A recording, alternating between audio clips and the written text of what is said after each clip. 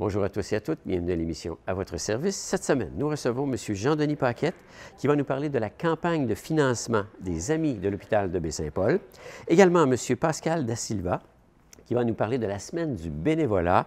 M. Donald Delavoie et M. François Rivard du Club La Clique où on va parler photographie. Et enfin, Mme Francine Boivin qui, elle, va nous parler d'une pièce de théâtre, La Mélodie du bonheur. Bonne émission.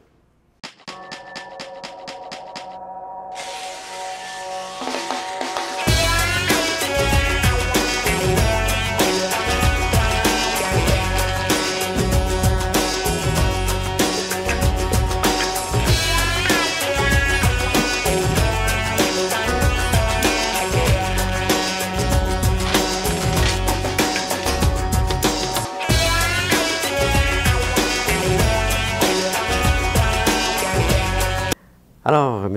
Jean-Denis Paquette, médecin retraité et président de la Fondation de l'hôpital de Baie-Saint-Paul, bienvenue à l'émission À votre service. Merci de votre accueil. On a une bonne raison de vous accueillir aujourd'hui parce que là, la Fondation est en plein recrutement pour effectivement ramasser des fonds. Oui. En fait, c'est ce qu'on appelle la campagne des Amis de la Fondation. Cette année, on a un thème un petit peu particulier. C'est la première année qu'on a un thème de ce genre-là parce qu'habituellement, on essayait de mousser l'achat d'un appareil quelconque ou... Mais cette année, c'est cibler votre cause parce que depuis quelques années, on a mis en place des fonds dédiés. Donc, les gens peuvent donner à leur fonds dédié préféré selon leur cause. Les fonds dédiés, on a le fonds général. Oui, je pense qu'il y en a 6 fonds dédiés. Bien, le fonds général, c'est le gros fonds de la Fondation. Oui. Mais on a Traité Santé, on a un fonds pour le CHSLD. Alors, exemple, si quelqu'un meurt en soins de longue durée, bien, la famille peut préférer donner à ce fonds-là, qui va probablement un jour donner des montants pour la longue durée. Alors, la même chose pour les soins palliatifs, la même chose pour... On a un autre fonds qui s'appelle Fonds dédié enfants-ados. Ça, c'est un peu plus particulier. C'est pour aider à peu près tous les jeunes.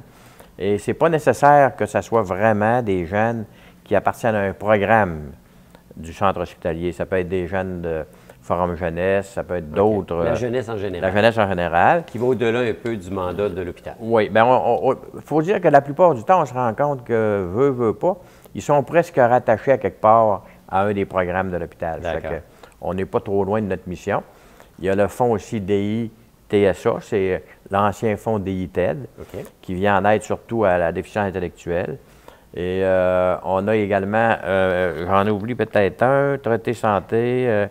non, je l'ai tout dit. Oui, je l'ai tout dit. Oui. Le soin palliatif, peut-être, là, qui est nouveau, lui. C'est le plus récent. Alors, encore là, si des gens, des fois, ont eu l'occasion d'avoir affaire en soins palliatifs, bien, peut-être qu'ils vont être, au point de vue émotif, portés à donner plus à ce fonds dédié-là. Alors, ça devient comme une sorte de je choisis de donner et peut-être d'influencer davantage plus spécifiquement. Puis ceux qui ne se sentent pas tellement touchés par ces fonds-là, bien évidemment, il y a le fonds général, il y a toujours le fonds de la Fondation là, qui demeure et qui est celui qui est le plus sollicité, il ne faut pas se le cacher. Là. Les gros montants, tout l'appareillage qu'on a depuis quelques années a été payé à partir de ce fonds-là. Parce qu'effectivement, ça a permis l'acquisition de matériel assez spécialisé. Merci. Oui. Bien, depuis 25 ans, là, on est au plus ou moins 2 millions. Là. Ah oui. Et surtout dans les dernières années, il y a eu des gros investissements en ophtalmologie. Ça doit friser le 500 000 là, seulement qu'en ophtalmologie. Pas donné, hein? C'est pas... Non, puis ce qui est dommage, ce qui est surtout dommage, c'est dommage, puis c'est un petit peu frustrant parce que souvent, c'est des appareils qui, après 5 ans, sont passés date. Alors là, il faut remplacer. Puis... Mais nous, la Fondation, normalement, notre vocation, ça ne sera pas de débourser de l'argent pour du remplacement d'équipement. Ça sera plus pour de l'achat d'équipement. L'acquisition. Développement. Développer quelque chose de nouveau, des choses comme ça. Un nouveau service pour l'hôpital? C'est ça. Parce que le remplacement, normalement, le budget du ministère est supposé suffire. Mais là, il faut parler dans une période d'austérité. Là. Puis là, déjà, on va remplacer l'hôpital. C'est un gros équipement à remplacer. On voit venir ça. C'est sûr qu'en 2018-2019, les demandes vont être énormes parce qu'il y a des budgets déjà prévus pour du remplacement d'équipement. Mais si des fois, il y avait des petits nouveaux secteurs à développer, il va falloir définitivement là, que la Fondation s'implique et on prévoit un petit peu dans ce sens-là actuellement, là. Déjà, il y a quand même, récemment, il y a eu un montant de 5 900 $ qui ont été donnés pour 4 projets en plus particuliers. C'est ça. On parle de défibrillateur cardiaque, on parle de tablette électronique. Oui, en fait, le défibrillateur, c'est au CLSC des Locoudes, il faut le dire, parce que c'est important, puis il n'y en avait pas sur place là-bas, et ça faisait partie d'une mesure de sécurité évidente. Donc, ça a été octroyé par la Fondation. À partir toujours de fonds dédiés, il y a eu aussi des tablettes électroniques pour, je pense, c'est la DI. Pour l'orthophonie, c'est ça, l'orthophonie. Il y a une chaise pour l'hygiéniste dentaire. En fait, c'est une chaise un peu particulière qui est portative et qui va pouvoir... C'est pas un lazy-boy, là. Non, c'est pas un lazy-boy. Tel qu'on les connaît, les chaises. C'est ça, c'est pour se déplacer dans les écoles, dans le fond, là. C'est l'hygiéniste dentaire du CLSC qui va se servir de ce fauteuil-là. Alors, je pense que déjà, c'était des achats là, intéressants. Il y a d'autres montants quand même significatifs qui s'en viennent aussi. Ben oui, je vois ici un gros montant de 171 500 $ à même le Fonds général. Ça, c'est pour une caméra pour l'urologie. C'est ça. En fait, c'est spécialisé, là? Oui, on a eu deux gros achats, là. Il y a eu ce qu'on appelle le CIARM, mais ça a été finalisé plus l'an passé. Et récemment, il y a eu aussi des investissements qui ont été faits, puis qui vont continuer à se faire parce que c'est pas réglé, pour l'urologie, pour faire des examens un peu particuliers, puis même des traitements particuliers au niveau de l'urologie, là. Puis 2015, bien, il y a encore effectivement des demandes ou des besoins. Il y aura toujours des demandes. Il y en a d'ailleurs, je pense qu'il y en a 7-8 actuellement là, qui sont en évaluation par divers comités, parce que chacun de ces fonds-là, et ça, je pense qu'il faut le dire, c'est que les membres du conseil d'administration ne s'impliquent absolument pas dans le choix de ces fonds-là. Alors, les demandes sont analysées directement par les membres de la Fondation. Les membres du comité du fonds, d'accord, qui ne sont pas nécessairement les membres du conseil d'administration, pour éviter qu'à un moment donné, il y ait des fuites ou quoi que ce soit, et toujours accepté par la direction générale. OK. Alors, si la directrice générale n'a pas signé la demande de son directeur, par exemple, nous, on ne lui donnera pas suite. Nous, on donne suite quand on a une demande officielle signée par la direction générale. Chaque département des besoins, ils vont voir identifient ces besoins-là. Ils vont voir leur directeur. Là, chaque département de l'hôpital vont voir leur directeur qui s'occupe de faire la demande. Puis tous les fonds dédiés ont un petit comité, et c'est ce comité-là qui détermine les besoins. Ah bien, c'est assez démocratique, merci. Oui, oui. Comme ça, on est certain que les argents sont bien placés en fonction des besoins spécifiques. C'est ça. Puis si à certains moments, il y a de l'aide particulière, bien, on ne le sait pas. Nous, on n'a jamais su où allaient les montants, à qui c'était octroyé. On sait qu'exemple, les tablettes doivent servir à quelques-uns, là, mais puis on ne veut pas le savoir non plus. Là. Bon. On ne veut pas le savoir non plus. C'est pas votre mission. Du tout. C'est de ramasser des fonds. Ramasser des fonds, c'est ça. On a reçu, en tout cas, la population a reçu récemment, par courrier. Oui, c'est tout nouveau. Un pamphlet, là, effectivement, là, cibler votre cause avec les fonds dédiés. C'est explicite, c'est bien décrit. Ça dit ce que ça a à dire. Ça vient résumer un peu ce que vous venez de nous dire. Ce qu'on vient de dire. Puis, il y a plusieurs façons quand même de donner. Là. Ah oui. Bon, ça peut être par la poste, ça peut être directement au bureau. Il y a la pharmacie Brunette aussi qui a un petit poste d'accueil. Puis en passant, je pense qu'il faut remercier la pharmacie Brunette, Sylvie Lévesque puis Marie-Pierre Labbé, là, de façon particulière, parce que je pense que la pharmacie Brunette sont avec nous depuis le début des campagnes de souscription. Depuis le début. Ça fait pratiquement 25 ans. Bien, peut-être pas, parce qu'on n'a pas commencé dès le début. C'était pas toujours la même formule, mais la formule qu'on utilise actuellement, là, ça fait, à mon avis, entre 15 et 20 ans, c'est sûr. Et ils ont toujours été là, tout le temps, puis un montant quand même substantiel qui nous permet de payer une partie des dépenses là, en publicité et tout ça. Là. Ah bien, c'est des supports, on n'en a jamais trop. Non, c'est ça. Là, comme vous dites, la Fondation a célébré son 25e anniversaire récemment. Vous avez pris votre retraite. On a fait, j'ouvre la partie, on a fait un petit spécial pour vous. Oui, puis je remercie les gens qui ont organisé ça. Là. Ça a été surprise totale? Moi, je suis tombé de ma chaise parce que je savais qu'on organisait le 25e anniversaire de la Fondation et le mandat avait été confié à la direction fédérale, puis moi, je n'avais pas à m'occuper de ça. Mais j'ai l'impression qu'entre ça et la soirée, il y a eu des communications avec les autres membres du conseil. On vous a joué des petits tours. Oui, parce que j'étais complètement là, surpris, puis je pense que ça a été très émotif là, en cours de soirée. Je pense que Ça a été très, très bien. Mais je pense aussi que c'était mérité. Oui. S'ils l'ont Bien, fait, je pense que ça, mérité. j'ai oublié dans le moment de l'émotion, puis je disais ça à notre directeur général par après, j'aurais peut-être au moins pu prendre 2-3 minutes à la fin pour remercier tout le monde, ce qui n'a pas été fait. Ça fait que là, j'en profite, là, Ben oui. pour remercier tout le monde, tous ceux qui ont participé à ça, puis toute la population, là, de leur appui, puis de leur reconnaissance depuis le début. Puis je me promène beaucoup quand même actuellement, puis les gens sont un peu malheureux que je sois à la retraite, mais ils sont contents parce qu'ils pensent que j'ai été rendu là, eux autres aussi. Là. Bon, parlez-moi de ça. Ouais. On espère ramasser combien de sous? Bien, écoutez, habituellement, là, on vire toujours plus ou moins 20 000 $. Ça dépend un petit peu aussi ce qui arrive, c'est qu'actuellement, il y a aussi, lors de cette campagne-là, il y a les médecins de l'hôpital qui participent aussi à cette campagne-là. Et il y a eu des années qu'il y a eu des retards, donc les montants ont été versés après la campagne, donc n'ont pas pu être. Mais lorsque les montants sont versés d'ici peut-être la fin mai, là, bien à ce moment-là, on arrive à 20 000 facilement. Là. Ah, oui, il ne faut pas oublier que souvent, c'est des 5 $ puis des 10 $. Hein? Ça fait quand même beaucoup de monde. Les additionner, ça s'additionne. Puis c'est important, ça. C'est important que les gens se sentent un petit peu là, impliqués. Alors, on relance le message. C'est cibler votre cause. Oui. C'est pour la Fondation de l'hôpital, les amis de la Fondation, dans le fond. C'est ça. Et puis, on est là pour ramasser des sous, pour venir en aide avec l'achat d'appareils spécifiques pour l'hôpital. Exactement. On est en pleine période présentement. Ça s'en vient. Puis j'inviterai les gens à consulter comme il faut le petit dépliant dont on a parlé, parce que les fonds dédiés sont tous là-dessus. Identifiés comme il faut, effectivement. Alors, il s'agit de cocher ce qu'ils veulent, puis il n'y a pas de problème. Ça décrit ce qu'il y en est. Puis si on veut avoir plus d'informations, il y a toujours lieu de téléphoner au 88-240-3972. C'est ça. Si je comprends bien, c'est le bon numéro. Ça fait que dans le contexte actuel, le message est passé. On va se souhaiter bonne chance. On espère juste qu'il soit bien entendu. Merci. Merci. Merci bien.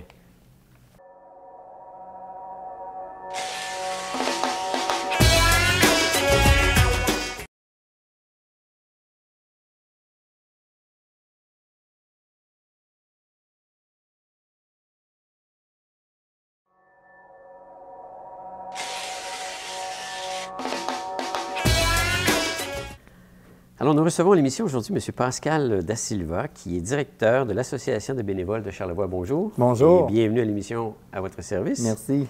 On parle d'Association bénévole de Charlevoix, mais c'est peut-être appelé à changer pour un autre nom, comme un centre de bénévoles? Ça va être le Centre d'action bénévole. Au Québec, il y a 114 centres d'action bénévole qui ont 114 dans la province. Qui ont entre autres le mandat de faire la promotion de l'action bénévole, de recruter des bénévoles pour d'autres groupes, de faire de la référence, évidemment, avec les gens qui veulent en faire, et qui ont aussi un volet soutien à domicile, comme la majorité des organisations. Si on se compare, nous, on est situé à la Malbaie. Donc, pour le volet soutien à domicile, nos services sont dans l'Est. L'équivalent de nous, ça serait le Centre communautaire pro-santé dans l'Ouest. D'accord. Donc, un peu l'équivalent, mais sans le volet pauvreté que le centre a.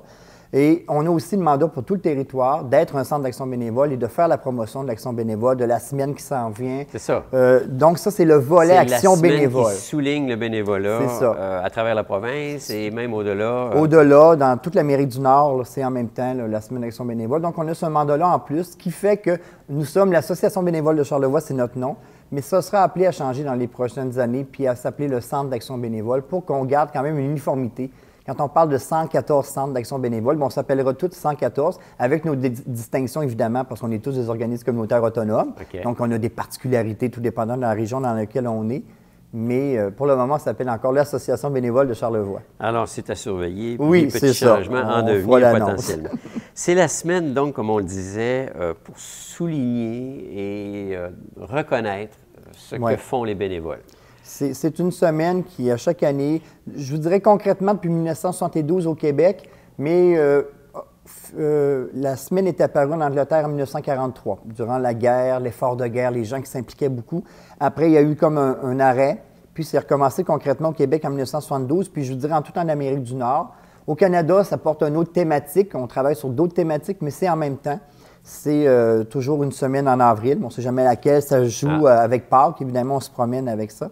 Mais c'est une semaine qui est là pour faire la promotion, parler du bénévolat, parler des bienfaits du bénévolat puis de l'action bénévole, dire que sans le bénévolat, bien, concrètement, il y a beaucoup de choses qui n'existeraient pas, beaucoup d'organismes qui ne seraient pas capables de rendre des services. On sous-estime réellement C'est au Québec 2,4 millions de personnes qui font du bénévolat. 2,4 millions. Environ 310 millions d'heures.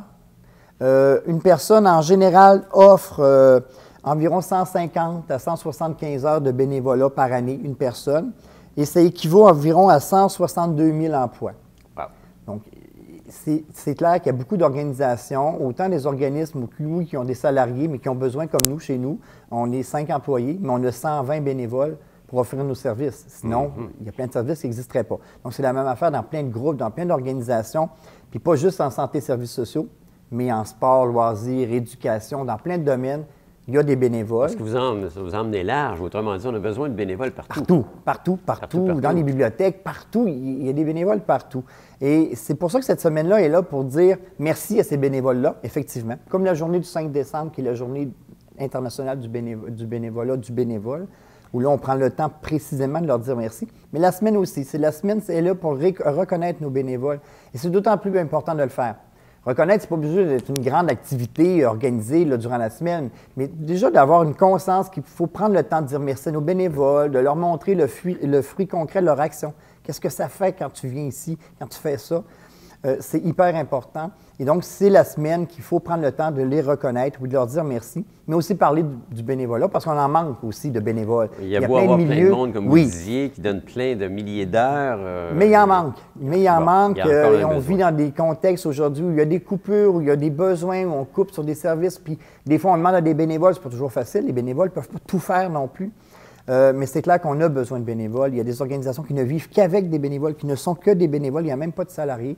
Donc, c'est d'autant plus important de dire durant cette semaine-là à ceux qui n'en font pas, aux gens qui sont retraités, aux gens qui ne savent pas trop quoi faire, que le bénévolat, c'est hyper payant. Hyper payant pour soi, parce que moi, j'ai rencontré des gens dans mon travail qui m'ont dit, avant de te rencontrer, on était perdus, j'étais quasiment en dépression, je connaissais personne, j'arrivais de l'extérieur. Et là, je me suis impliqué, je me suis fait des amis, puis là, après... Donc, c'est payant aussi pour soi, là, c'est un peu égocentré. Je veux dire, souvent, c'est très altruiste, là.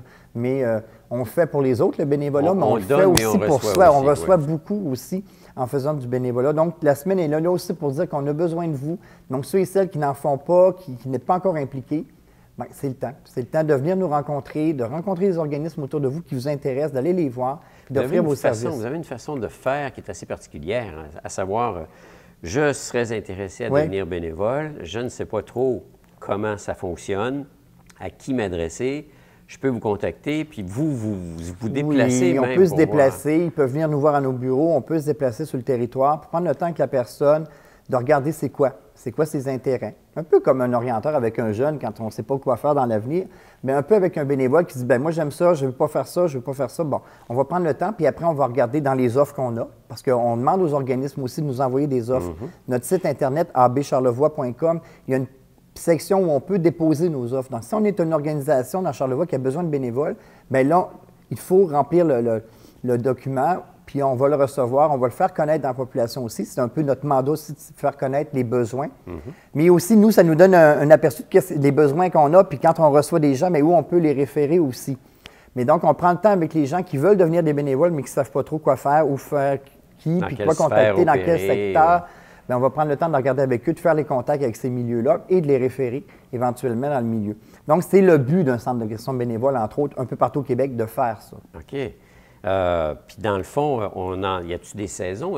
Tantôt, vous parliez de le bénévolat, les gens qui font du bénévolat, la tendance à changer en termes de personnalité ou de type de personnalité. Bien, c'est clair qu'on se rend compte que les bénévoles les plus âgés, ceux qui sont dans les 80 ans et plus, qui donnent encore du temps, c'est des bénévoles, quand ils étaient un peu plus jeunes, qui étaient très attachés à la cause. C'est-à-dire qu'ils devenaient bénévoles, ils pouvaient rester 15, 20, 25, 30 ans dans le même milieu. Ils ne regardaient pas les heures, ne comptaient pas trop les heures, ils étaient très impliqués. Aujourd'hui, ça change. Les générations changent. Et les nouveaux bénévoles, on se rend compte, c'est des gens qui sont des professionnels à la retraite, qui ont besoin de défis, qui ont toujours été très stimulés. Donc, on ne peut pas demander ce qu'on leur demandait à eux, qu'on demandait aux autres. Il faut s'adapter. Ça en fait des très bons bénévoles qui vont avoir besoin de défis, qu'on peut leur donner des tâches, qui vont réaliser des mandats, qui vont peut-être moins rester longtemps dans les organisations.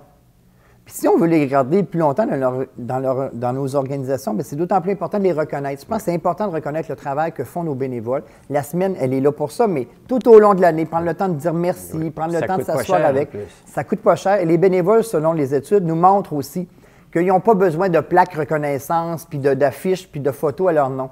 Juste prendre le temps de s'asseoir avec eux, de dire merci beaucoup pour ce que tu as fait, c'est très important, très apprécié. C'est ça qui aime le plus les bénévoles. Donc, des fois, ce n'est pas les plus grosses actions non plus qui ont besoin pour être reconnus, nos bénévoles. Est-ce qu'il y a un groupe d'âge plus particulier qui s'identifie comme bénévole ou est-ce qu'on on sent que les jeunes sont de plus en plus ouverts à du bénévolat aussi?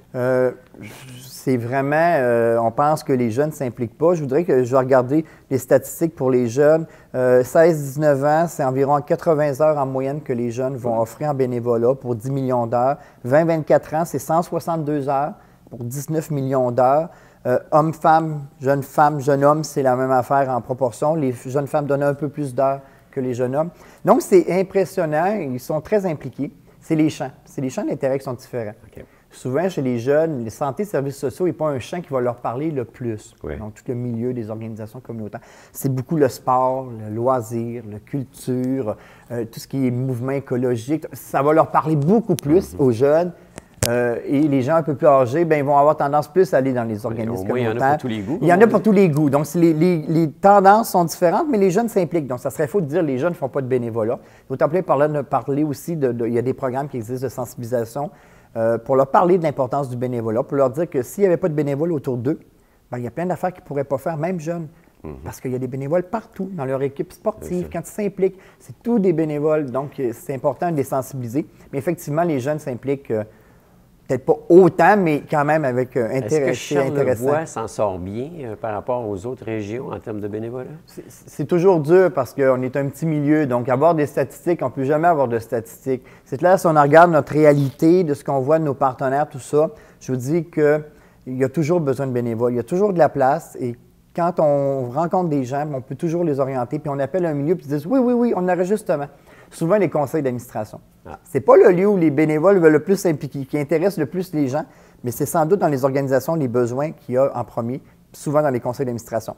Ça paraît lourd, ça paraît complexe, ça paraît « Oh non, je ne veux pas trop. » L'administration. C'est de l'administration, mais ça reste un besoin pour beaucoup de milieux. Mais je vous dirais qu'il y a des organisations qui, à chaque année, recrutent annuellement, qui ont besoin parce qu'il y a une mouvance. Puis comme je vous dis, les nouveaux baby boomers, les jeunes nouveaux bénévoles, qui sont des jeunes retraités, bougent plus vite. Donc, vont s'impliquer quelques années, puis vont quitter pour aller vers un autre milieu, puis un autre milieu. Ils veulent toucher à beaucoup de choses. C'est ça. Ils veulent toucher, ils veulent... et ça fait en sorte que les milieux, bien, recrutent à chaque année. Donc, il y a des besoins. Il y a beaucoup de bénévolat dans Charlevoix, c'est clair. Comme partout ailleurs, il y a des bénévoles partout. Regardez nos institutions publiques. Souvent, l'État se désengage de plus en plus, ou les municipalités sont obligées de faire. Donc, on a besoin de bénévoles. Donc, on en a beaucoup, mais on en a besoin beaucoup aussi. Alors, c'est la semaine pour souligner le bénévolat. Oui. Hein? On en parle, il faut le dire, il faut le crier même. Oui. Et on a besoin de bénévoles. Puis si on veut faire quelque chose, on peut vous contacter, comme on le disait. On peut nous contacter. Nous, on est situé au centre communautaire à la Malbaie au 665-75-67. Et il y a toujours le site Internet. C'est très populaire, même chez tous nos bénévoles, même les plus âgés, souvent, l'Internet commence à être très utilisé. On le voit chez nos clients, entre autres. Donc, abcharlevoix.com, c'est notre site Internet. Ou, plus précisément, si on veut aller vraiment sur l'onglet bénévolat, on peut faire bénévolatcharlevoix.com. Okay. Donc, bénévolat Charlevoix. Et là, on va tomber directement sur l'onglet « Je veux faire du bénévolat, j'ai besoin de bénévoles ». Et là, on peut remplir les choses. Puis, nous, on va faire par la suite le suivi avec les gens ou avec les organisations. Bien, c'est très bien, M. Da Silva. Merci beaucoup de votre visite. Mais merci à vous. Puis, bonne semaine de l'Action bénévole. Bonne semaine, effectivement. Merci. Merci.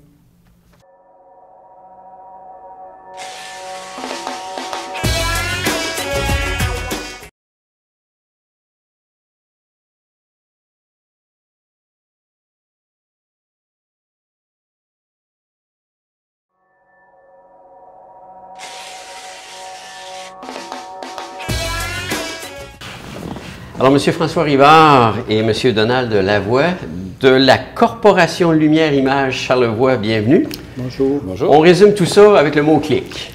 Clic. Hein? La clic. Alors, c'est un club de photographes.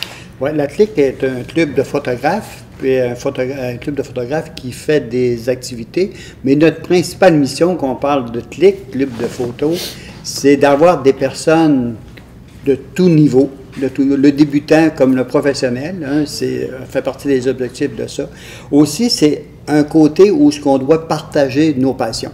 hein, avoir du plaisir ensemble par la photographie, définir davantage nos habilités qu'on peut partager entre membres et avoir du plaisir au travers de ça. Regarder aussi le côté technique, qui fait partie... Qui si on veut faire des belles photos, il y a un minimum de connaissances techniques. Exactement. Ça se partage. Puis ça se partage aussi. Puis si on veut aller plus loin, faire des expositions de nos photos. Fait que c'est un peu, dans l'ensemble, notre mission de la clique, du club de photos. Monsieur Larivard, vous êtes pratiquement fondateur de ce club-là. Vous êtes là depuis le début? Bien, la clique a été mise au monde en 2015. En 2000, donc ça fait déjà 15 ans, comme disait Donald. 15 ans déjà. Oui, déjà. Il y a combien de monde, grosso modo, qui font partie? Jusqu'à date, on est autour de 27 personnes. Ça joue, il y en a qui quittent, il y en a qui reviennent, et c'est justement d'ouvrir ça encore davantage, puis permettre à davantage de gens de... Est-ce que les gens ont peur un peu comment dire, de s'investir pour savoir comment prendre une belle photo? Parce que ça n'a jamais été aussi démocratique qu'aujourd'hui avec les téléphones intelligents. Ouais. Tout le monde prend des photos, puis là, ben, tu la regardes, puis tu te dis, c'est pas un bon cadrage, c'est pas un bon éclairage. C'est justement ça, la photographie est accessible comme elle l'a jamais été, tout ce qui est numérique. Donc, c'est sûr qu'il y a quand même une connaissance technique de son appareil. Justement, c'est le genre d'atelier que la clique va proposer pour démystifier des choses, pour faciliter le travail, dire « Ah oui, tu fais ça comme ça, c'est possible ». Donc, il y a un encadrement qu'on offre entre nous, avec les gens qui veulent venir découvrir ça. Donc, ça peut être un débutant qui dit « Moi, je commence de zéro, puis informez-moi un peu ». C'est ouvert à tout le monde. On veut démystifier ça, avoir l'impression que la clique, c'est juste des professionnels, ce qui n'est pas le cas. Il y en a quelques-uns au travers, évidemment, puis justement, c'est une bonne chose. Ils peuvent parrainer un peu, puis partager des connaissances, ça c'est un fait. Mais c'est justement, c'est de rendre ça accessible. C'est le but de la corporation. C'est la passion qu'on veut partager. Comme on l'a déjà, on veut la partager, qu'il y en a d'autres qui... Et puis, comme dit Donald, bien, ça se traduit par des expositions, ça va se traduire par des ateliers. Quand vous faites des expositions, vous partez toujours d'un thème? Oui, on part toujours d'un thème. Comme cette année, le thème principal pour l'exposition qui va s'en venir, c'est le fleuve. Fait que tout ce qui regarde le fleuve, je dis aux gens qui veulent venir dans l'atelier, qui sont les bienvenus, puis ceux-là qui participent, bien, c'est commencer à prendre des photos sur le fleuve pour préparer une exposition qui va être en automne. Le fleuve, il est vaste, là. Il part du Golfe, puis il s'en va pratiquement jusqu'au Grand Lac, là. Je veux dire, est-ce qu'on focus sur Charlevoix principalement? Bon, on ne focus pas nécessairement sur Charlevoix. Le thème, c'est le fleuve. Si tu montes à Québec, tu vas prendre une photo du fleuve, puis c'est beau, puis on l'amène, ça va faire partie du fleuve. Okay. Le thème, c'est le fleuve. On reste ouvert. On reste ouvert à ça. On ne veut pas mettre de limites par rapport à ça, parce qu'on veut que les gens soient bien à l'aise. Tu sais, tu fais partie d'un club, il y a de l'ouverture, puis on ne met pas, les thématiques sont assez larges. Le but, c'est comme je te disais tantôt, de s'amuser, de partager nos habiletés, de partager nos connaissances, partager des sorties, un social au travers de tout ça aussi, c'est important. Oui, parlez-en du social, je veux dire, c'est quelque chose qui se fait autour de... Bon, on se donne rendez-vous à quelque part? Oui, on se donne rendez-vous au centre Paul Médéric à Baie-Saint-Paul. Paul Médéric à Baie-Saint-Paul, on part de là vers 8h30, 9h le matin. C'est toujours lancé directement. Une destination, comme là, j'en ai, là, comme j'ai une programmation. Oui, Je peux te donner un exemple, là, comme le 5 mai. Okay, on analyse des photos des participants. Comme le 16 mai, on s'en va au Cap-aux-Joies. OK? C'est une sortie au Cap-aux-Joies. Les gens se donnent tous rendez-vous au centre Paul Médéric, covoiturage. Les canards, les outardes qui sont là. Oui, exactement. On s'en va sur une sortie. Comme le 6 de juin. On apporte un lunch en même temps. Oui, une petite collation, un lunch. On décide tout ça au départ. C'est toute la journée, là. C'est toute la journée. Après, comme le 6 de juin, c'est randonnée à Baie-des-Rochers. Okay. On s'en va là. Le 9 de juin, on analyse nos photos. Il y a toujours un retour, il y a une sortie. Le mardi, le premier mardi de chaque mois, il y a une analyse de photos qu'on peut ramener, regarder, critiquer nos photos, voir améliorer. À l'autre sortie, tu peux t'améliorer. Les gens prennent-tu bien ça, les critiques? Les critiques, c'est... C'est constructif. Quand on construit, on aime ça. Oui, c'est ça. Puis on part toujours d'une grille d'analyse qu'on a montée cette année. Pour partir, disons, au niveau des gens, tiens, on peut dire n'importe quoi, mais là, on part d'une grille d'analyse structurée, puis dire, regarde, le fleuve, c'était ça, l'objectif, c'était ça. Est-ce qu'on y touche? Est-ce que les lumières sont correctes? Est-ce que l'encadrement est correct? Fait que les gens peuvent silencieusement coter une personne, puis dire, regarde, elle a 70 sur 100. Pour se coter aussi. Pour se coter en même temps. Puis dire, regarde, puis s'auto-critiquer là-dedans. Puis à regarder d'autres photos, Oui. Parce qu'on parle d'un sujet donné, si on fait une critique, bien là, on voit les faiblesses ou on voit ce que j'ai bien fait. Exactement, exactement. Ça fait, il faut en avoir de ces ateliers-là. Puis en même temps, quand on voit une autre photo, ben, il peut y avoir un échange, on dit hey, comment tu l'as pris ta photo? Comment elle était? Tu étais à F8? Le partage des techniques. La technique, c'était où? Tu étais là-dedans. Fait que les gens peuvent dire aussi, puis approfondir. Le partage de la technique, il est surtout orienté vers la prise de photos. C'est pas par après, des fois, parce qu'aujourd'hui, tout le monde retouche les photos ou veulent retoucher. Est-ce que vous touchez à ce genre de choses? Il y a cet aspect-là. C'est surtout avant, pendant la prise de vue, justement, parce qu'on s'est vu du travail après, si on travaille bien. Au départ, on s'entend.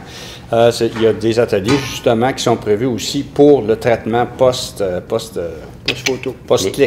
Après le clic, on peut travailler ces images, mais on essaie justement d'inculquer aux gens, aux membres, lors des sorties, justement. C'est pour ça qu'il y a un parrainage, un encadrement technique pendant les prises de vue. On dit, regarde, si tu tasses, ah oui, bon.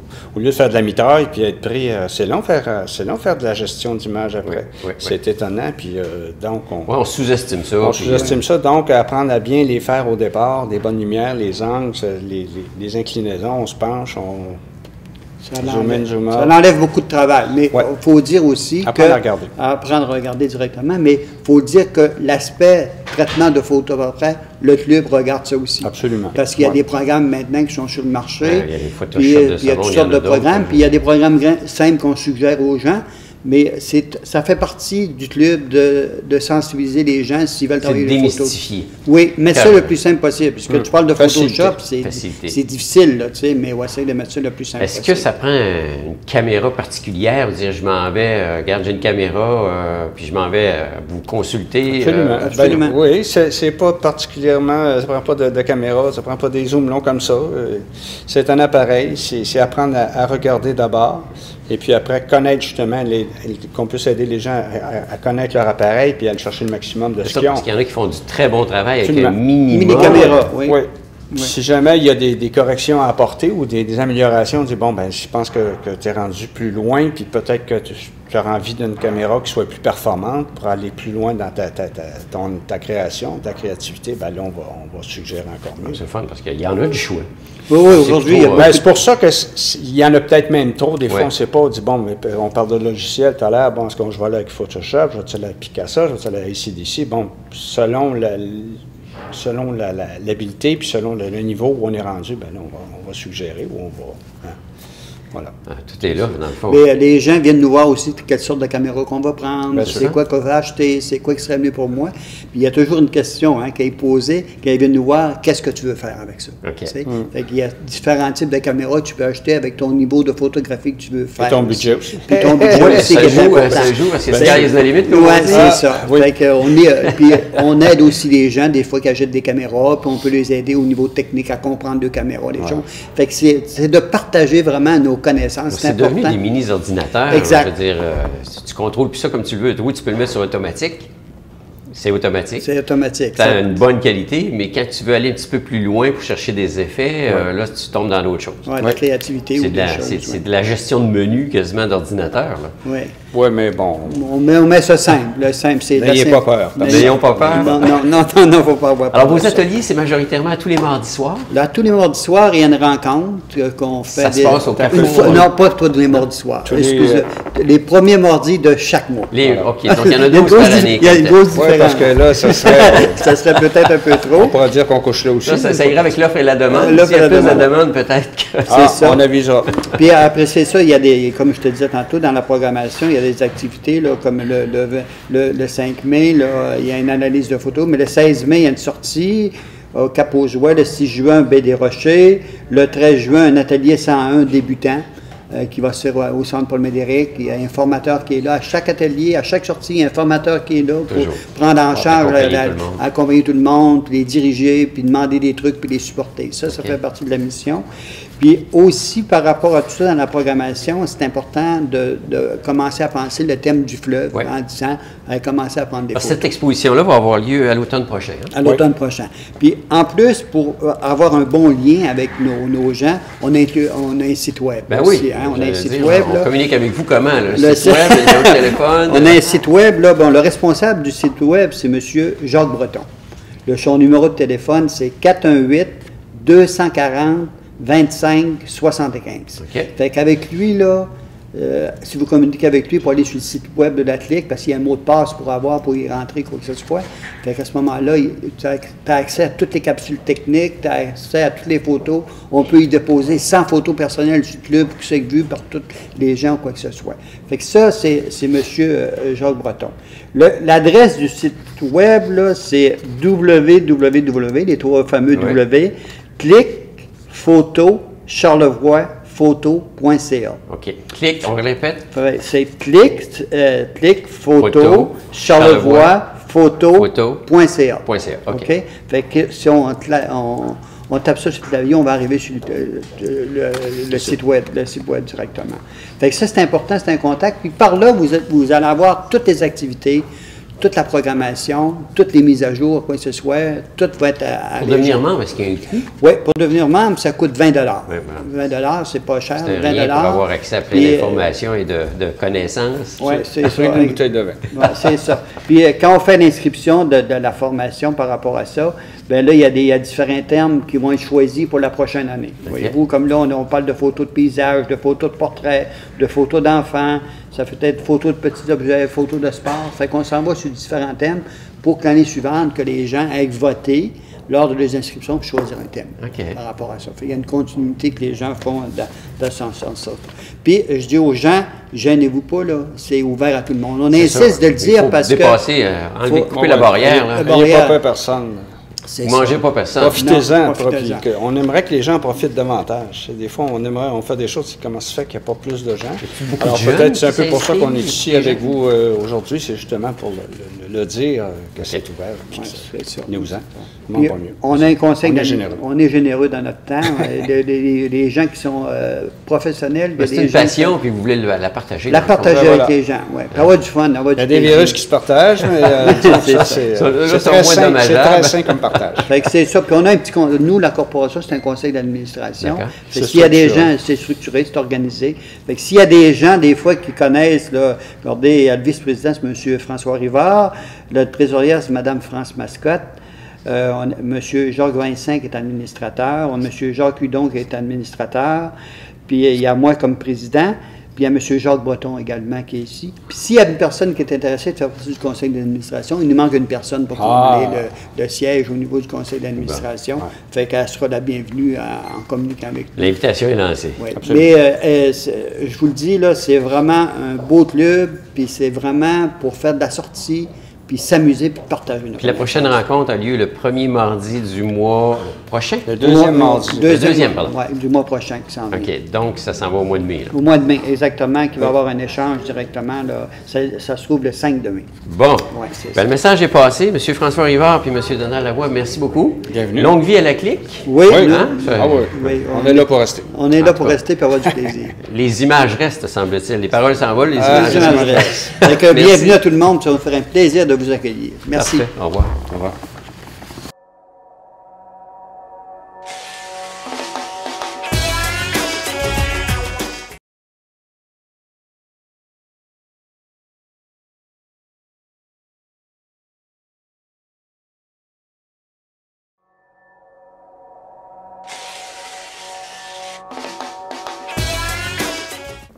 Alors, Madame Francine Boivin, bénévole et amateur de théâtre, bienvenue à l'émission à votre service. Merci beaucoup. Aujourd'hui, on va parler d'une pièce de théâtre qui s'en vient très, très, très bientôt, ici à la Polyvalente, qui s'appelle La Mélodie du Bonheur. C'est une pièce de théâtre connue, tout le monde connaît le titre, ça fait quand même longtemps, mais c'est pas du jour au lendemain qu'on peut dire on présente une pièce de théâtre. Ça demande beaucoup, beaucoup de travail. C'est beaucoup, beaucoup de travail. On débute nos pratiques en septembre, vers la fin du mois de septembre. Alors, tout débute par une lecture de la pièce et s'ensuit des pratiques pour les textes. Là, il y a des chorégraphies, alors pratique pour chorégraphie, pratique pour le chant et enfin, on met un tout, on regroupe tout ça et on fait des pratiques régulières tous les mardis soirs de 5 heures à, je dirais, au début, 7h30. Mais plus on avance dans la pièce et plus ça ajoute du matériel, alors on peut facilement extensionner jusqu'à 8h30, 9h. C'est un gros contrat là, pour ceux qui s'impliquent là-dedans. Là. Je dirais que oui, mais je pense que les gens qui font partie de la pièce aiment ça. OK. Ils aiment le théâtre. C'est une passion. C'est une passion. C'est un défi aussi pour chaque personne de faire du théâtre. C'est jamais évident là, de vraiment trouver le personnage. C'est difficile, ça. Mais je trouve que c'est un beau défi. Et nous, on s'amuse. On a du plaisir. On n'est pas professionnel, personne. Alors, on s'en va là, puis on fait de notre mieux, évidemment, pour rendre tout ça potable. Mais on s'amuse beaucoup et on aime ça, surtout. Qui sont les participants? Là? On parle de pièces de théâtre, c'est à l'école, c'est dans le cadre d'une activité, je dirais, parascolaire. Donc, c'est des jeunes de l'école. C'est des jeunes de l'école et la troupe de théâtre, mais c'est la troupe d'Elarté. Alors oui, c'est des jeunes de la polyvalente. Et il y a, comme je disais, il y a quelques élèves du primaire, si je ne me trompe pas, 3. Et le reste, c'est des jeunes de la polyvalente. Je pense que le plus jeune a 10 ans à peu près. Exactement, la plus jeune a 10 ans, oui. OK, puis ça va jusqu'à 17 ans? Exactement. Alors, vu la mélodie du bonheur, alors on comprend bien que les enfants sont les vedettes, dans le fond. Et c'est beau, c'est très beau qu'est-ce qu'ils donnent. Moi, ce que j'aime dans le théâtre, c'est de voir ces jeunes-là, parce que j'ai travaillé longtemps auprès des jeunes, alors de voir ces jeunes-là qui arrivent en début des pratiques, qui sont tout gênés, sont tout...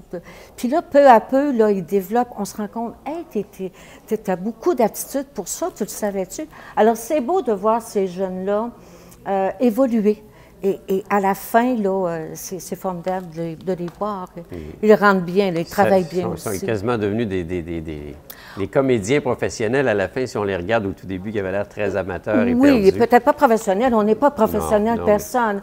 Mais ils ont à cœur, ils savent prendre leurs responsabilités, ils viennent aux pratiques. Alors, il y a beaucoup de discipline aussi. Il faut savoir, il faut apprendre nos choses, il faut savoir nos choses. Quand on a une pratique de texte, bien, si la semaine d'ensuite, il faut savoir nos textes, bien, il faut les avoir appris. Là. Oui, sinon on nuit à tout le monde. Là. Sinon, on nuit à tout le monde et là, ça ne va pas bien. Et ça retarde tout le monde. C'est un gros travail d'équipe aussi. C'est un gros travail d'équipe. Moi, je dis toujours qu'on est une famille, on forme une famille. Et non, c'est très agréable. Pour monter la pièce, bon, on parle des comédiens, mais ça va au-delà de ça parce qu'il y a les décors, il y a les costumes, il peut y avoir de la musique. Ça comprend plein de choses. Alors, les gens qui vont aller voir la pièce de théâtre vont pouvoir voir quoi au juste? Au niveau musical, cette année, c'est Mme Lise Bouchard qui va nous accompagner au piano. Pour les costumes, c'est Mme Marie-Claude Simard qui a fait les costumes pour les jeunes et même pour les religieuses. Et pour tous les personnages, dans le fond. La chorégraphie, c'est Mme Corinne Bouchard. Il y a une grande toile géante là, sur la scène qui est très, très belle, qui a été faite par Lorena Martel et Ariane Boivin, guidée par M. Carl Simard. Soutien de M. Jean Tremblay et de ses élèves. Et pour les éléments de décor, M. Robert Perron. OK. Tout ça est quasiment une initiative de Mme Lynne Dufour? Mme Lynne Dufour fait du théâtre depuis, mon Dieu, on a fêté elle a fêté, c'est-à-dire son 20e anniversaire avec la troupe d'Elarté l'an passé, à part de tout ce qu'elle a pu faire à côté, là. Alors, c'est vraiment quelqu'un de formidable. Elle a le sens, elle est capable d'aller nous chercher, d'aller chercher les jeunes surtout. Puis, en tout cas, le produit est bien. Le produit va être présenté à compter du mercredi 15 avril. Oui. Et ça pour 4 soirs. Exactement. Alors, les 15, 16, 17 et 18 avril. Oui. Tout ça commence à 20 h à chaque soir. Oui. Alors, la présentation a lieu à 20 h. Oui. C'est ici à la Polyvalente Saint-Aubin. Oui. Et il y a un prix d'entrée, ça va de soi, parce que quand même, il y a beaucoup d'efforts, puis c'est le fun. Le prix du billet est de 14 $. Alors, nous, les membres de la troupe, on en a en vente on peut en vendre. Et il va y en avoir à la porte à l'entrée aussi, là, c'est sûr, de disponible. OK. Dans le fond, si on veut se procurer un billet, c'est d'arriver avant la pièce. Puis exactement. Là, oui. Oui. Parce est-ce qu'il y a des soirs qu'on peut dire qui vont être plus achalandés? C'est difficile à dire parce que justement, cette semaine, on a eu notre pratique mardi, là, puis on faisait un petit tour de table pour voir un peu les gens où ils en étaient rendus dans la vente des billets. Il y en a que c'est plus le samedi, il y en a que c'est plus le mercredi, le jeudi, ça dépend. Ça dépend des disponibilités des gens. Exactement, oui, exactement. Parce que dans le fond, l'idéal, c'est peut-être d'appeler puis de pouvoir réserver. Est-ce qu'on peut réserver à l'avance? Non, malheureusement non. Malheureusement non. Non, c'est comme je vous dis, le vendre auprès des membres de la troupe, puis à la porte. Mais en arrivant assez tôt, je ne crois pas qu'il y ait de problème, là. Ouais, en fait, on parle de l'auditorium qui a à peu près 200 places. Environ. Alors, environ. Il devrait y avoir quand même. Oui. Je pense que TVCO va être sur place aussi pour pouvoir capter le tout. Oui, ils sont toujours ça va être très agréable, mais oui. Fidèles à nous. Ça va être le fun. Donc, on répète les dates. C'est mercredi prochain, le 15 avril, oui. La première soirée. Exactement. Et ça se poursuit les 16, 17 et 18 avril. Oui. C'est à 20 h à tous les soirs. La pièce de théâtre s'appelle encore? La Mélodie du bonheur. Alors, je pense que les gens ne seront pas déçus. Alors, on a eu une pratique mardi et les jeunes sont beaux, ils chantent. Alors, il y a beaucoup de chants, il y a beaucoup de chorégraphie, il y a beaucoup... Alors, ils se donnent, là, les jeunes, à 100%, là. Et je pense que ça va donner une très belle pièce de théâtre. C'est déjà une pièce connue, La Mélodie du bonheur, qui ne connaît pas La Mélodie du bonheur. Alors, je pense que les gens ne seront pas déçus. En tout cas, nous, on fait un gros effort pour que les gens aiment cette pièce. Puis les gens aiment beaucoup les comédies musicales aussi. Oui. Ben, c'est plaisant, c'est le printemps. C'est léger, ça commence à faire beau. Ouais. C'est léger, alors on attend beaucoup de monde. On a hâte d'aller voir. L'invitation est lancée. Oui. Premier arrivé, premier servi. Exactement. Alors, Mme Boivin, je vous remercie beaucoup. Oui, et j'aimerais peut-être, si vous me permettez, peut-être dire un petit merci à nos commanditaires. Ben oui. Parce que c'est quand même des frais, une pièce de théâtre, c'est les décors, c'est les payer les costumes, c'est enfin... Alors, un merci aux commanditaires suivants, le Club Optimiste, le Club Lyon, la députée de Charlevoix, Mme Caroline Simard, la cidrerie Penneau et Frères, et également Création Midi-Ange. Okay. Alors, on attend tout le monde. Vous êtes le bienvenu. Ça va nous faire plaisir. Bien, merci à vous et bon succès dans cette pièce de théâtre. Merci beaucoup. Merci.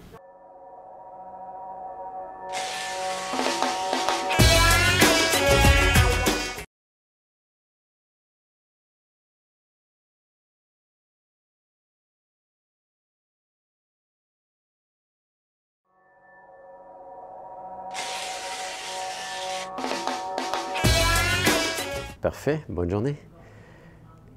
Déjà, une autre émission de terminée. Merci à nos invités. J'espère que le contenu de cette émission vous a plu. Vous savez, si vous avez un sujet à traiter et que vous aimeriez en discuter dans le cadre de cette émission, vous êtes les bienvenus. Contactez TVCO, numéro 435-5134. Merci à Normand Gauthier pour la technique. Merci également à la Bibliothèque René Richard qui nous offre gracieusement leur local pour faire ces entrevues. C'est un rendez-vous la semaine prochaine à l'émission à votre service. D'ici là, bonne semaine.